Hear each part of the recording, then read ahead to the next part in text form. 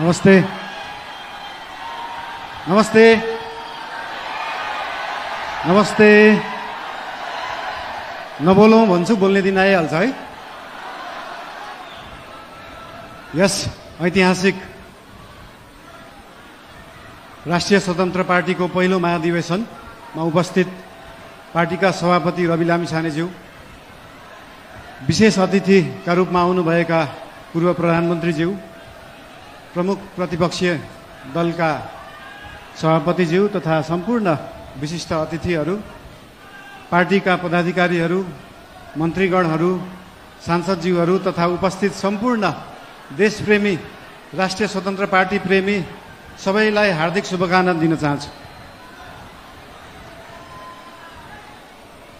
कुरा कताबाट सुरु गरौँ त? आज खासमा चाहिँ यो महाधिवेशन भनेको पार्टीको विषयमा बोल्ने, पार्टीलाई कसरी सुदृढ बनाउने, पार्टीलाई कसरी बलियो बनाउने, हाम्रो पार्टी जुन एउटा सानो महत्वाकांक्षा, सानो इच्छा, सानो देश बनाउने हुटुटीले सुरु भएको पार्टी आज महाधिवेशनको पहिलो दिनसम्म आउँदै गर्दाखेरि यो पार्टी, यो आन्दोलनको रूपमा भएको पार्टी, भावनाको रूपमा भएको पार्टीलाई संस्थागत गर्ने, स्थापित गर्ने दिनमा आउँदाखेरि हामीले धेरै जसो पार्टीलाई कसरी एक ठाउँमा ल्याउने भन्ने नै कुरा गर्नुपर्छ। आज विभिन्न विशिष्ट अतिथिहरूले विभिन्न सल्लाह दिनुभएको छ, शुभकामना दिनुभएको छ, सुझावहरू पनि दिनुभएको छ, चिन्ता पनि लिनुभएको छ। सरकार भनेको त गाडी जस्तो हो, गाडीमा एक्सिलेटर मात्र होइन ब्रेक हुन्छ, ब्रेक पनि लाउनुपर्छ भनेर चिन्ता पनि मान्नुभएको छ। त्यस्तो चिन्ता चाहिँ लोकल रोडहरूमा हिँड्दाखेरि गाडी सिधा गइराख्दाखेरि कहिले लेफ्टबाट गाडी आउँछ, कहिले राइटबाट मान्छेहरू आउँछ, तर हाम्रो गाडी लोकल रोडमा हिँडेको गाडी होइन, हाम्रो एक्सप्रेस वेमा हिँडेको गाडी हो। गन्तव्यमा पुगेपछि मात्रै ब्रेक लाग्छ, गन्तव्यमा पुग्नुभन्दा अगाडि ब्रेक लाउन जरुरी हुँदैन। र हाम्रो गाडी अनियन्त्रित पनि छैन, वातावरण पनि मिलेर गएको छ। त्यही भएर हाम्रो पार्टीप्रति, हाम्रो सरकारप्रति जुन चिन्ता लिनुभएको छ त्यसको लागि धेरै धेरै धन्यवाद पनि दिन चाहन्छु। चिन्ता लिनु राम्रो कुरा हो। जनता र जनताको भोट भनेको हावा जस्तो हुन्छ, कहिले हावा यताबाट चल्छ, कहिले उताबाट चल्छ भनेर चिन्ता लिनुभएको छ। हामीले कुनै हावा चलाएका छैनौँ, हामीले बाढी ल्याएर खोला फर्काएको र खोला एकचोटि सिधा बाटो, आफ्नो सही बाटोमा फर्किएपछि निरन्तर त्यही बाटो बगिरहन्छ। यो हावा जस्तो कहिले लेफ्ट राइट, उत्तर दक्षिण, पूर्व पश्चिम बग्दैन। त्यही भएर चिन्ता लिनु हुनेहरूलाई धेरै धेरै धन्यवाद दिन चाहन्छु। यस्तै चिन्ता हामीलाई दिइराख्नु होला, हामीलाई मार्गदर्शन दिइराख्नु होला।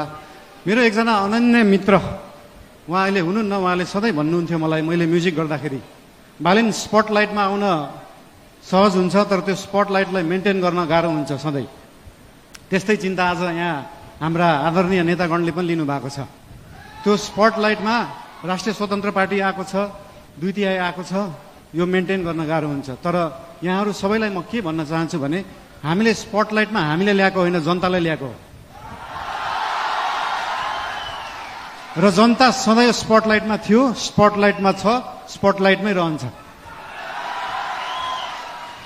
हामीले दिएको प्रकाश नेतालाई दिएको प्रकाश होइन। हाम्रो सूर्य नेताप्रति मात्रै चम्किँदैन, हाम्रो सूर्यले जनतालाई प्रकाशित गर्छ। त्यही भएर यो जनता सधैँ अगाडि नै रहन्छ।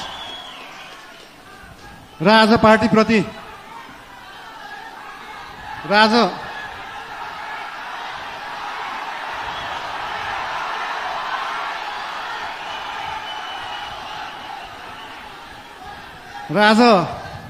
पार्टीको विषयमा विशेष गरी कुरा राख्नुपर्छ भनेरै हाम्रो पार्टीको चिन्तन कस्तो हो, लेफ्ट हो, राइट हो, सेन्टर हो, धेरै चिन्ता लिइराख्नु पर्दैन। हाम्रो पार्टी विकासवादी पार्टी हो, विकास गर्ने, काम गर्ने पार्टी हो।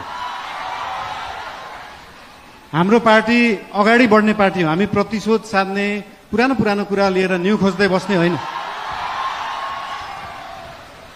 न्यू खोज्नु परे अगाडि बढ्दै गर्दा न्यू खोजिन्छ। कस्तो केसमा मात्रै भन्दाखेरि विगतका दिनहरूमा कुनै फटाई भएका छन्, सरकारी सम्पत्तिको दोहन भएको छ, सरकारी रकमको दोहन भएको छ भने त्यहाँनिर न्यू खोज्न जरुरी हुन्छ। त्यहाँ न्यू खोज्छौँ हामी। र त्यो न्यू खोज्दै गर्दाखेरि अख्तियारलाई 5 घण्टा सोधपुछ गर्नुपर्छ, सरसल्लाह लिनुपर्छ भने हामी 5 घण्टा मात्रै होइन 5 वर्ष गर्छौँ। 5 वर्ष अख्तियारलाई राखेर सरसल्लाह गरिन्छ। त्यसमा चिन्ता लिइराख्नु पर्दैन। हामीले नियम कानुन मिच्दैनौँ, नियममा बसेरै काम गर्छौँ, नियमभन्दा बाहिर जाँदैनौँ। हाउभाउ हेर्दाखेरि यस्तो सोसल मिडियाहरू हाउभाउ हेर्दाखेरि अलिकति अनियन्त्रित देखिएला, त्यो देखिएको मात्रै हो। सबै चिज नियन्त्रणमा छ, कुनै चिज आउट अफ कन्ट्रोल गएको छैन। चिन्ता कुनै विषयमा लिनु पर्दैन। सीमाको विषयमा पनि चिन्ता लिनुभएको थियो। हामीले सीमाको विषयमा बोल्दाखेरि पक्कै पनि जुनसुकै देशसँग सीमाको विषय कुरा गर्दाखेरि उहाँहरूले पनि आफ्नो आपत्ति जनाउनुहुन्छ। आपत्ति जनाउनु भयो, मलाई अचम्म लाग्यो। ल ठिक छ, तपाईँहरूसँग प्रमाण छ भने ल्याउनुहोस्। हामीसँग त प्रमाण छ, हामीसँग कालापानी लिपुलेखको प्रमाण छ। र त्यो प्रमाण लिनलाई हामीले पहिला ब्रिटिसले राज गर्दाखेरि त्यो प्रमाण ल्याउनु पर्छ भने ल्याउँछौँ भनेका हो। हामीले ब्रिटिसलाई मध्यस्थकर्ता राख्न खोजेका होइनौँ। हामी हाम्रो छिमेकीहरूसँग आफै कुरा गरेर मिलाउँछौँ। हामीसँग प्रमाण छ र हामी ल्याउँछौँ, त्यो कुरा गरिएको हो। यसमा आशंका मान्नु पर्दैन। मेरो राष्ट्रियताप्रति कुनै आशंका मान्नु पर्दैन, कसैले पनि मान्नु पर्दैन। र विशेष गरी पार्टीको कुरा गर्दाखेरि पार्टीको महाधिवेशन चल्दैछ आज, भोलि पर्सि, भोलि चुनाव होला। र पार्टीको महाधिवेशनमा पहिलेदेखि एउटा हाम्रो संस्कार चाहिँ कता कता बिग्रिएको थियो। पहिला गुट बनाउने, उपगुट बनाउने एउटा कुरा तपाईँहरूलाई यहाँ हुनुहुन्छ होला, महाधिवेशन प्रतिनिधिहरू हुनुहुन्छ होला, यहाँ केन्द्रीय सदस्य उठ्छु भनेर बस्नुभएका व्यक्तिहरू हुनुहुन्छ होला, पदाधिकारी उठ्छु भनेर बस्नुभएका व्यक्तिहरू हुनुहुन्छ होला। तपाईँहरूलाई एउटा कुरा स्पष्ट के भन्न चाहन्छु भने एउटा राम्रो नेता बन्नलाई, एउटा राम्रो राजनीतिज्ञ बन्नलाई जनताको आस्था, जनताको माया जित्नुपर्छ, कुनै समूहको मायालाई हुँदैन। त्यही भएर समूह बनाउने पछाडि नलाग्नु होला। त्यस्तो बिउ अहिले नै नरोप्नु कि त्यो बिउ भोलि रुख बनेर बीचबाट फाड्नु परोस्। त्यही भएर यस्तो बिउ रोप्ने काम, यस्तो रुख फलाउने कामहरू हामी चाहिँ नगरौँ। हामीले पुरानाहरूबाट यो सिक्नुपर्छ।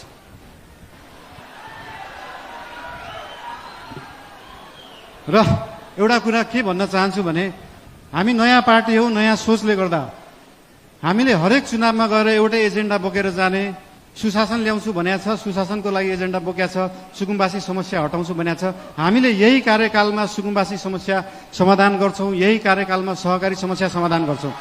अर्को चुनावमा फेरि यही एजेन्डा बोकेर जाँदैनौँ। अर्को चुनावमा नयाँ एजेन्डा बोकेर जाने हो।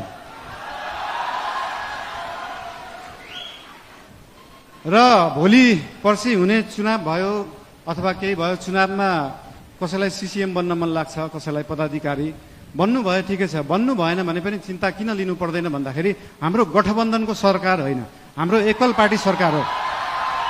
र एकल पार्टीको सरकार हुँदा के बुझ्नुपर्छ भन्दा हरेक मन्त्री प्रधानमन्त्री हो, हरेक सांसद प्रधानमन्त्री हो, हरेक पदाधिकारी प्रधानमन्त्री हो, हरेक सिसिएम प्रधानमन्त्री हो, हरेक कार्यकर्ता प्रधानमन्त्री हो, हरेक आस्था राख्ने मान्छे प्रधानमन्त्री हो। भोलि तपाईँले सिसिएम जित्नु भएन, म सिसिएम भएको भए यो गर्थेँ भन्ने छ भने आउनुहोस्, भन्नुहोस्, पार्टीलाई भन्नुहोस्। भोलि तपाईँ सांसद हुन सक्नु भएको छैन, म सांसद भएको भए यो काम गर्थेँ भनेर लिएर आउनुहोस्। तपाईँलाई जे गर्न मन लाग्छ यो पार्टीले गर्छ, यो सरकारले गर्छ। र हाम्रो पार्टीका पदाधिकारीहरूलाई, सरकार र पदाधिकारीहरू, सिसिएमहरू विभिन्न जिल्लाबाट आउनु भएको छ, उहाँहरूसँग कनेक्ट भएर उहाँहरू र सरकार एउटै हो भन्ने उहाँहरूलाई चाहिँ अनुभूति गराउन अझै पनि उहाँहरूलाई अनुरोध गर्न चाहन्छु। अझै बोलौँ, के गरौँ? ठिकै छ, अब नबोलौँ भन्दा बोल्ने दिन आइहाल्छ भने जस्तै। ठिकै छ, अब अर्को यो पछाडिको मन्तव्य हाम्रो सभापतिज्यूको रहेको नै छ। र एउटा कुरा फेरि अन्तिममा के भन्न चाहन्छु तपाईँहरूलाई भन्दाखेरि पार्टी चाहिँ एकै ठाउँमा राख्ने कुरा हो, पार्टीलाई एक बनाउनुपर्छ। आज भोलि पर्सि चाहिँ हामी पार्टीको बारेमा सोचौँ र त्यो पछाडि 5 वर्ष देशको बारेमा सोचौँ। धेरै धेरै धन्यवाद।